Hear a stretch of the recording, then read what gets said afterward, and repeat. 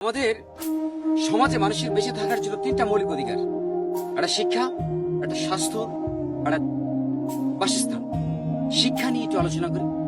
শিক্ষা এমন একটা জিনিস যেটা আপনি আপনার সন্তানের সঠিকভাবে আপনি গাইডলাইন্স যদি না করেন, তাহলে দেখা গেছে আপনার সন্তান সুশিক্ষিত হতে পারবে না।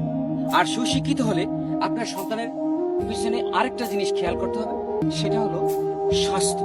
একটা সন্তানের অর্থাৎ ছাত্র অথবা একটা ছাত্রী যদি স্বাস্থ্য ভালো না থাকে, তাহলে তার দ্বারা সুশিক্ষা কখনোই সম্ভব হবে না। এজন্য আপনারা আপনাদের সন্তানের স্বাস্থ্যের ব্যাপারে খুবই যত্নবান হবেন। আরেকটা বিষয় হলো বাসস্থান। এই বাসস্থানটা আরেকটা গুরুত্বপূর্ণ বিষয়।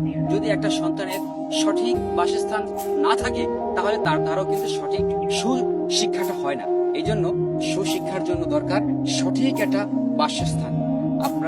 আপনি আমি যে যেখানে আছি না কেন, আপনার সন্তানের, আমাদের জনগণের, জনসাধারণের যে তিনটা মৌলিক অধিকার, এই তিনটা মৌলিক বিষয়ের প্রতি সবাই যত্নবান হবেন।